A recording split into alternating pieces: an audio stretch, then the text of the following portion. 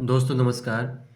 स्वागत है आप सभी का माँ भारती हिंदी मंच यूट्यूब चैनल पर। कैसे हो? उम्मीद करता हूँ कि बेहतर और स्वस्थ होंगे। साथियों, आज टेट 2026 की आधिकारिक घोषणा हो चुकी है और जनवरी वाला जो है उसका तो यूँ मानो कि एक महीना भी नहीं बचा। तो 2026 में आप खैर सभी को ही पता होगा कि दो होने हैं टेट, एक नवंबर 2026 में और एक अब जनवरी में। तो उसी को देखते हुए हमने एक ये मॉडल पेपर सीरीज़ शुरू की है।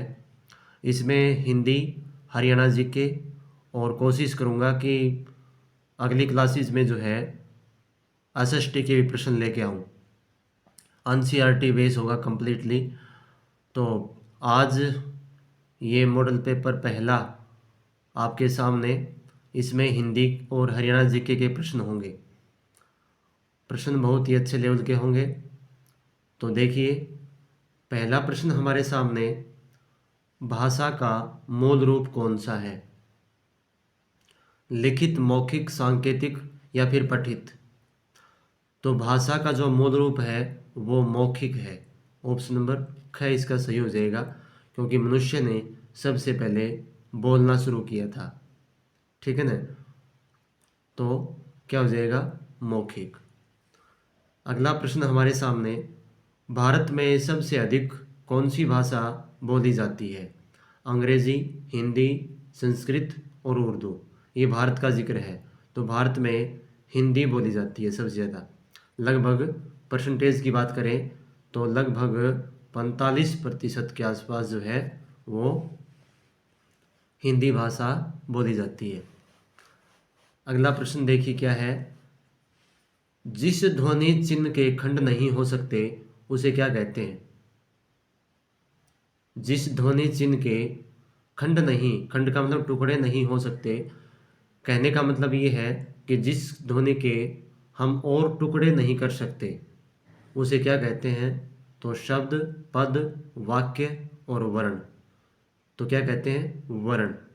ये परिभाषा जो है फर्स्ट क्लास से ही सिखाई जाती है कि वर्ण वह ध्वनि है जिसके हम और टुकड़े नहीं कर सकते।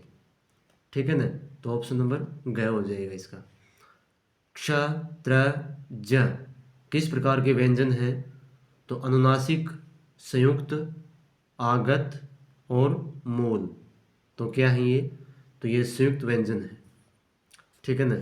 संयुक्त व्यंजन जो एक से ज़्यादा व्यंजनों से बने, जैसे क्ष किससे बना है? क और स से बना है। ठीक है ना? इसी प्रकार से त्र बना है त प्लस र से, और जय बना है जय और य से। आगे देखो, दादी खालिस्तान पढ़ रही हैं। तो इसमें शुद्ध कौन सा आएगा शब्द? इसमें रामायण, रामायण, रामायण या रामायण। तो कौन सा हो जाएगा इसमें? रामायण हो जाएगा, रामायण। तो इसमें रामायण आ जाएगा। अब रामायण की संधि विच्छेद क्या होगी? तो इसकी हो जाएगी राम प्लस अयन। राम प्लस अयन। राम प्लस अयन कैसे हुआ? न कैसे? और यहाँ पे तो न है। तो लेकिन जो संधि का मैंने चैप्टर करवाया है अभी, उसमें क्या बताया था? एक नियम था कि री, रे और से के बाद यदि न हो तो न का ण बन जाता है। इसलिए ये बन गया, यहाँ पे रे है, इसके बाद न है, तो ये ण बन गया। इसलिए राम प्लस अयन, रामायण। आगे देखिए, मही प्लस ईस से कौन सा शब्द बनेगा? महेश बनेगा क्या? महेश छोटी मात्रा है, महिषा और महिष। तो कौन सा बन जाएगा इसमें? इसका बन जाएगा महिष। मही प्लस ईस, और दीर्घ संधि बन जाएगी। कौन सी बनेगी? दीर्घ संधि। मही बड़ी मात्रा, बड़ी मात्रा, छोटी होती, छोटी होती तो भी यहाँ बड़ी बनती, एक साइड छोटी होती एक साइड बड़ी होती तो भी ये बड़ी बनती। दीर्घ संधि की पहचान है ये बन गया महिष।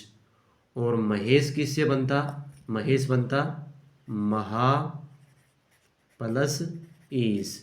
महा प्लस ईस से बन जाता महेश। और वो बन जाती फिर महेश में कौन सी संधि है? गुण संधि। संधि का जो पार्ट है वो इस क्लास से तुरंत पहले ही करवाया है। आगे देखिए, जिस साथी ने नहीं देखा है वो देख ले। अपने साथियों को शेयर जरूर करें क्लास को। आगे क्या है? अनल का पर्यायवाची छांटिए। अनल, एक होता है अनिल, एक होता है अनल। तो ये अनल है आग का, वायु, जल या समीर। तो क्या हो जाएगा इसका? अनल किसका पर्यायवाची है? आग का। ऑप्शन नंबर क्या हो जाएगा इसका? ठीक है ना। अगला प्रश्न हमारे सामने, उन्नति का विलोम छांटिए। तो उन्नति प्रगति, अवनति, गति और नाश। तो उन्नति क्या होती है? प्रगति होती है। उन्नति और प्रगति ये तो क्या हो गए? पर्यायवाची हो गए। इसका हो जाएगा अवनति। क्या हो जाएगा? अवनति। ऑप्शन नंबर ख। अगला प्रश्न देखिए। अगला प्रश्न हमारे सामने, कम जानने वाले को क्या कहते हैं? कम जानने वाले को क्या कहते हैं? तो ये कहलाएगा क्या? कामी, अज्ञानी, अल्पज्ञानी या मूर्ख। तो कामी तो वैसे होता ही नहीं कुछ, अज्ञानी हो जाएगा ये। नहीं सॉरी, अज्ञानी क्या होता है? जिसको कोई ज्ञान न हो कुछ भी। अल्प ज्ञानी हो जाएगा ये। अल्प का मतलब थोड़ा, और या कम, ज्ञानी जानने वाला, थोड़ा जानने वाला। ठीक है ना, ये हो जाएगा इसका। अगला प्रश्न क्या है कि दयालु में प्रत्यय कौन सा है? दयालु में कौन सा प्रत्यय है? लू, अलू, आलू या फिर आलू छोटी मात्रा। तो यहाँ पे दयालु, आज छोटी मात्रा है यहाँ पे, तो क्या हो जाएगा? यहाँ आलू हो जाएगा। इसमें आलू प्रत्यय। दया इसमें मूल शब्द है और आलू है इसे क्या? इसमें प्रत्यय। ठीक है ना। नेक्स्ट क्वेश्चन है, आजीवन में कौन सा उपसर्ग है? आजीवन। तो आजीवन में इसमें जीवन जो है वो मूल शब्द है। ठीक है ना। तो आ हो जाएगा। इसमें कौन सा हो जाएगा उपसर्ग? आ। और जीवन क्या है? मूल शब्द। और आजीवन में क्या है? समास कौन सा है आजीवन में? तो समास हो जाएगा इसमें आजीवन में कौन सा? अव्ययभाव समास, जीवन भर। अगला देखो, हस्तलिखित का विग्रह क्या होगा? तो हस्त पर लिखित, हस्त में लिखित, हस्त से लिखित या कोई भी नहीं। तो हस्त लिखित का हो जाएगा हस्त से लिखित। ठीक है ना, हाथ से लिखा हुआ, हाथ से लिखा हुआ, ये इसका विग्रह हो जाएगा। और करण तत्पुरुष हो जाएगा समास, करण तत्पुरुष। अगला है, लाभ हानि में कौन सा समास है? लाभ हानि। तो देखो ये जो योजक है ना, ये डैश, ये किसका बोध करवा रहा है? ये करवा रहा है बोध द्वंद्व समास का। तो लाभ और हानि, और तो ये द्वंद्व समास हो जाएगा। Option number 1। अगला देखो क्या है, जातिवाचक संज्ञा के 2 उदाहरण दीजिए। तो कौन से हैं भाई? ढूंढिए। मोहन आदमी, नर नारी, मोनू सोनू, गंगा नदी।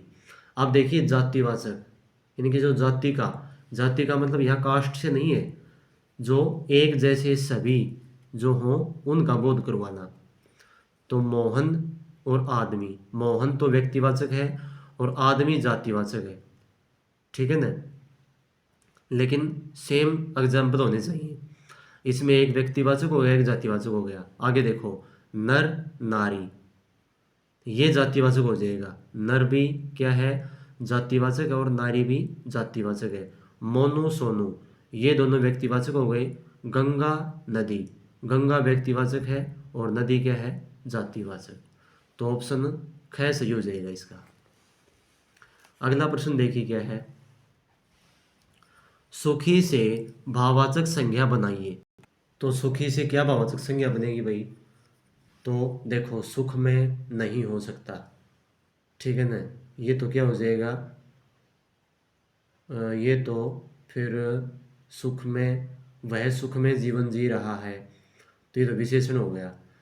अब सुख, सुख बन जाएगा इसमें, ठीक है ना, सुख बन जाएगा भाववाचक संज्ञा। सुखवान तो वैसे दे रखा है ये, और सखा, सखा है तो मित्र होता है ये, ठीक है ना, तो सुख हो जाएगा इसका। अध्यापक से स्त्रीलिंग बनाइए। तो कौन सा बनेगा अध्यापक का स्त्रीलिंग? अध्यापकी नहीं, अध्यापकिन ये भी नहीं बनेगा, अध्यापिका ये बन जाएगा, अध्यापिका, ठीक है ना, ये अध्यापिक है नहीं बनेगा, अध्यापिका बन जाएगा, अध्यापक का स्त्रीलिंग। अगला देखिए, पति का स्त्रीलिंग रूप लिखिए। पति का स्त्रीलिंग रूप, तो पतित, पतित तो गिरा हुआ होता है, पत्नी, पत्नी हो जाएगा इसका। दुल्हन किसका होता है? दूल्हे का स्त्रीलिंग, और माता पिता का होता है, तो क्या हो जाएगा? पत्नी हो जाएगा इसका, ऑप्शन नंबर ख। अगला देखो, रेखांकित के कारक का बताइए। रेखांकित का, राम ने सीता की रक्षा के लिए युद्ध किया। तो रक्षा के लिए, तो के लिए किसके चिन्ह हैं? कौन से कारक के हैं? संप्रदान कारक का चिन्ह है के लिए, तो क्या कौन सा हो जाएगा? संप्रदान कारक। लोग मैदान में, हाँ इसमें जैसे सीता की होता तो कौन सा हो जाता? संबंध कारक, ठीक है ना। आगे देखो, लोग मैदान में एकत्र हुए। मैदान में पर किसके चिन्ह हैं? अधिकरण कारक के, तो क्या हो जाएगा यहाँ पे? अधिकरण कारक हो जाएगा। सर्वनाम का भेद बताइए। वाक्य है नीचे, हम दिल्ली गए। तो दिल्ली, तो क्या हो जाएगा इसमें? व्यक्तिवाचक संज्ञा है और गए क्रिया है, हम है इसमें, हम सर्वनाम है। और कौन सा भेद है ये सर्वनाम का? ये हो जाएगा पुरुषवाचक में उत्तम पुरुष, ठीक है ना, पुरुषवाचक में उत्तम पुरुष हो जाएगा ये। सर्वनाम का भेद बताइए। दिल्ली कौन जाएगा? दिल्ली कौन जाएगा, तो यहाँ पे प्रश्नवाचक सर्वनाम हो जाएगा, ठीक है ना। भाई दिल्ली कौन जाएगा, यहाँ एक प्रश्न के रूप में पूछा गया है। अब ये होता है यहाँ पे कि बाहर कौन खड़ा है? बाहर कोई, हाँ बाहर कोई खड़ा है, बाहर कोई खड़ा है, तो वहाँ हो जाता अनिश्चयवाचक सर्वनाम। अब यहाँ पे प्रश्नवाचक सर्वनाम हो जाएगा। मधुर विशेषण की उत्तमावस्था क्या होगी? अब मधुर, अब विशेषण की तीन अवस्थाएं होती हैं, कौन सी? एक तो मूलावस्था, एक उत्तरावस्था और एक उत्तमावस्था। तो इसकी में पूछा है मधुर की उत्तमावस्था कौन सी होगी, तो इसकी हो जाएगी उत्तमावस्था मधुरतम। क्या होगी? मधुरतम, ठीक है ना। तम जो है वो श्रेष्ठ अवस्था है, ठीक है ना। जैसे सबसे ज़्यादा, सबसे मधुर, ऐसे बोले सबसे मधुर।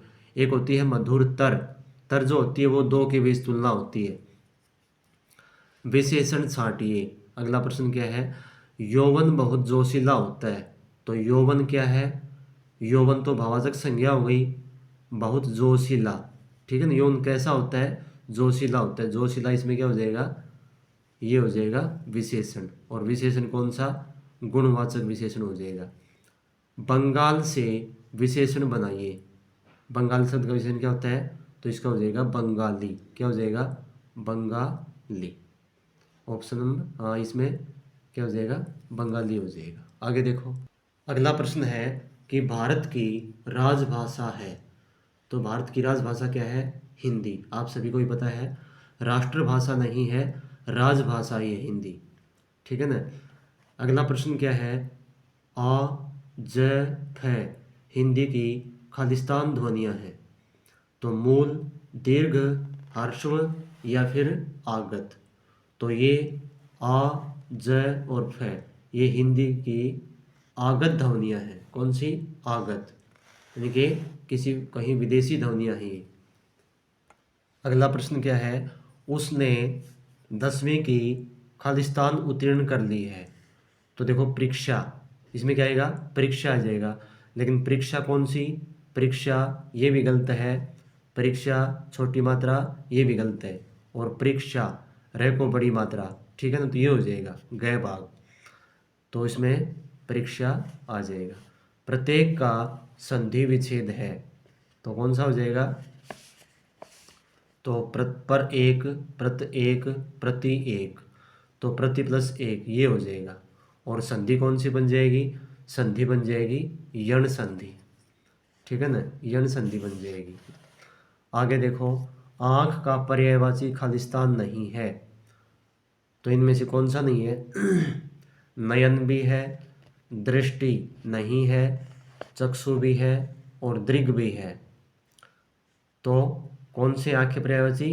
नयन होता है, चक्षु होता है, दृग होता है, लोचन होता है, अक्षी होता है। ये सभी आँख के पर्यायवाची हैं। लेकिन जो दृष्टि है वो नहीं होती। दृष्टि मतलब निगाह, ये इससे अलग है। कड़वाहट में प्रत्यय है, तो कड़वाहट में आहट प्रत्यय हो जाएगा, आहट प्रत्यय। और कड़वा जो है इसमें मूल शब्द है। आगे देखो, रातों रात का विग्रह है, तो क्या हो जाएगा इसका रातों रात का? रात ही रात, ठीक है ना, रात ही रात, प्रत्येक रात और रात ही रात में, ये हो जाएगा रात ही रात में। आगे देखो, अपना की भाववाचक संज्ञा है, तो अपनाहट नहीं, अपनत्व, अपनाया और अपनावट। तो इसमें अपनत्व जो है वो इसका आंसर हो जाएगा, अपना की भाववाचक संज्ञा। अगला है, वर का स्त्रीलिंग रूप क्या है? तो वधू, दूल्हा, पत्नी और वीर। तो इसमें वर का वधू हो जाएगा। चिड़िया का बहुवचन रूप क्या है? तो चिड़िया का बहुवचन रूप है चिड़िये, चिड़िया, चिड़िये। तो इसका चिड़िया का बहुवचन रूप चिड़िया हो जाएगा, ठीक है ना। ऊपर अनुनासिक यानी कि चंद्र बिंदु आ जाएगा, तो ये इसका बहुवचन रूप है। रेखांकित का कारक बताइए। तो राम ने रावण को मारा, रावण को, तो कारक कौन सा? इसमें को किसका चिन्ह है? कर्म कारक का, तो ऑप्शन नंबर ग हो जाएगा। निश्चयवाचक सर्वनाम का एक उदाहरण दीजिए। तो क्या क्या कर दोगे कि जैसे यह हमारा स्कूल है, यह हमारा स्कूल है, यह जो है वो निश्चयवाचक सर्वनाम है, यह है। आगे देखो, आगे है रेखांकित विशेषण का भेद बताइए। 1 किलो मूंग तोल दो, तो मूंग तोल दो 1 किलो, तो ये पैमाने का पैमाना है यहाँ पे, ठीक है ना, मापतोल का बोध हो रहा है, तो ये हो जाएगा 1 किलो, तो ये हो जाएगा परिमाणवाचक विशेषण और निश्चित परिमाणवाचक, ठीक है ना, क्योंकि 1 किलो निश्चित है, तो ये हो जाएगा निश्चित परिमाणवाचक विशेषण। क्रिया का भेद बताइए। मोहन रोज फुटबॉल खेलता है, तो क्रिया नहीं है, क्रिया विशेषण है भाई, ये गलत हो रहा है। तो ये क्रिया विशेषण का भेद कौन सा है? मोहन रोज फुटबॉल खेलता है, तो रोज ये कोई एक समय का बोध आ गया, तो यहाँ पे हो जाएगी कालवाचक क्रिया विशेषण। वर्तमान काल में बदलिए, नेहा पढ़ेगी, तो ये है भविष्य काल में, तो क्या हो जाएगा इसका? नेहा पढ़ती है या पढ़ रही है। भाववाच्य बनाइए, मैं चल नहीं सकता, तो क्या हो जाएगा इसका? भाववाच्य, तो ये है कर्तरीवाच्य, तो इसका हो जाएगा मुझसे चला नहीं जाता, मुझसे चला नहीं जाता, ये हो जाएगा इसका। क्रिया विशेषण का भेद बताइए। मोटू मिठाई फटाफट खा गया, तो फटाफट ये है इसमें क्रिया विशेषण, अब भेद कौन सा है? ये है रीतिवाचक। कौन सा? रीतिवाचक क्रिया विशेषण। अगला प्रश्न है संबंध बोधक छांटिए, अव्यय छांटिए। मोनू और सोनू अपने चाचा के साथ गए। तो यहाँ पे के साथ, ये जो है ना के साथ, ये संबंध बोधक अव्यय है। शोक बोधक अव्यय बताइए। शोक यानी कि दुख रूपी। तो अफसोस वह बूढ़ा चल बसा। तो ये हो जाएगा अफसोस, ये वाला। अगला देखो, रचना की दृष्टि से वाक्य का भेद लिखिए। तो कौन सा हो जाएगा? मैं रोटी और खीर खाऊंगा। मैं रोटी और खीर खाऊंगा। तो रचना की दृष्टि से तीन प्रकार के वाक्य होते हैं। कौन सा? सरल वाक्य, संयुक्त वाक्य और मिश्रित वाक्य। तो ये हो जाएगा सरल वाक्य, ठीक है ना। और के साथ मत जाना भाई, कभी और है तो संयुक्त वाक्य हो जाएगा, क्योंकि और जो है वो दो शब्दों को जोड़ रहा है, रोटी और खीर को, न कि दो वाक्यों को। जब दो वाक्यों को जोड़ेगा तब संयुक्त वाक्य बनेगा। तो ये सरल वाक्य हो जाएगा। एक प्रश्नवाचक वाक्य लिखिए। चलो ये तो हो गया। शुद्ध वाक्य है क्या है? उसका प्राण चला गया। तो उसका नहीं, उसके आ जाएगा, क्योंकि प्राण जो है वो हमेशा बहुवचन में रहता है। प्राण, होश, दर्शन, समाचार, आंसू, ये सभी जो है किस में रहते हैं? बहुवचन में रहते हैं हमेशा। तो उसका नहीं, उसके प्राण चले गए, ऐसे बन जाएगा ये। मेरे पास केवल मात्र 10 रुपये हैं। तो क्या हो जाएगा? मेरे पास केवल 10 रुपये हैं, मात्र घट जाएगा। आगे देखो, उचित विराम चिन्ह लगाइए। बेटे भूलकर भी सिगरेट न पीना। तो क्या हो जाएगा? यहाँ पे बेटे के बाद कॉमा लग जाएगा। बेटे भूलकर भी सिगरेट मत पीना, और आखिर में यहाँ पूर्ण विराम, ठीक है ना। वाक्य की पूर्ति मुहावरे से कीजिए। शरारती बच्चों ने अध्यापक की नाक खालिस्तान। तो क्या हो जाएगा? शरारती बच्चों ने अध्यापक की नाक में दम कर दिया। क्या होता है इसका अर्थ? कि बहुत तंग करना। अकेला चना, आगे क्या हो जाएगा? पहाड़ नहीं फोड़ सकता, ठीक है ना। अकेला चना पहाड़ नहीं फोड़ सकता। तो दोस्तों ये तो थे हिंदी के प्रश्न। अब करते हैं कुछ प्रश्न हरियाणा जीके के। देखो, तो हरियाणा जीके में ये आज का टॉपिक नृत्य का रहेगा, जहाँ से प्रश्न बनता ही बनता है। तो देखिए, ये एक थोड़ा सा पैराग्राफ टाइप में है। देखो, बाकी यहाँ से एक प्रश्न जरूर बनेगा। तो पहले है खोड़िया नृत्य। खोड़िया नृत्य कब होता है? ये लड़के के विवाह के अवसर पर स्त्रियों द्वारा बारात के प्रस्थान के बाद किया जाता है। नववधू के आगमन तक वर पक्ष की महिलाएं स्त्रियों द्वारा रात भर जाग कर खोड़िया नृत्य किया जाता है। हम सभी को ही पता है इसका। तो खोड़ी उसको बोलते हैं, खोड़िया नृत्य। जब बारात चढ़ जाती है उसके बाद जो महिलाएं होती हैं घर में, वो पूरी रात जो है नृत्य और गीत का मतलब आयोजन करती हैं। तो उसको बोलते हैं खोड़िया नृत्य। एक होता है खेड़ा नृत्य। खेड़ा, खेड़ा कह लो या खेड़ा कह लो। तो वो होता है किसी बुजुर्ग की मौत पर, वो खुशी में नहीं बल्कि गम में होता है वो, ठीक है ना, किसी बुजुर्ग की मौत पर। ये खोड़िया और वो खेड़ा। आगे देखो, घोड़ा बाजा नृत्य। यह विवाह इत्यादि अवसरों पर पुरुषों द्वारा प्रस्तुत किया जाने वाला नाट्य नृत्य है। पुरुषों द्वारा प्रस्तुत किया जाने वाला नाट्य नृत्य। इस नृत्य में गत्ते और रंगीन कागजों से बनाए घोड़े के मुखट्टों को पुरुष पात्र द्वारा अभिनय के दौरान प्रयोग किया जाता है। एक नाटक यानी कि उसमें मुखौटा पहनते हैं, कोई घोड़े का, कोई और किसी रींछ का या किसी भालू का, जो भी है, तो वो होता है घोड़ा नृत्य। आगे है छड़ी नृत्य। यह नृत्य पुरुषों द्वारा भाद्रपद मास की नवमी को गोगा पीर की पूजा के अवसर पर आयोजित किया जाता है। इसमें गोगा की स्तुति गाने वाले समुदाय विशेष के लोग डमरू बजाते हुए प्रत्येक घर द्वार पर जाते हैं।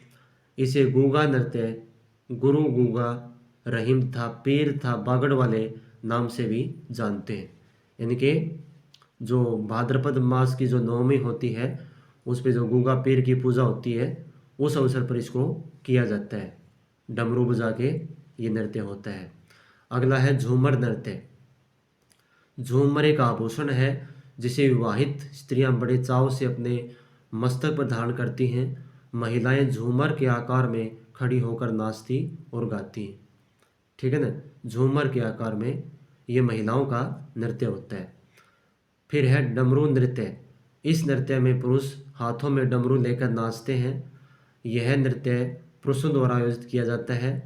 शिवरात्रि के अवसर पर यह नृत्य किया जाता है विशेष रूप से। तो ये होता है डमरू नृत्य। आगे देखो, धमाल नृत्य।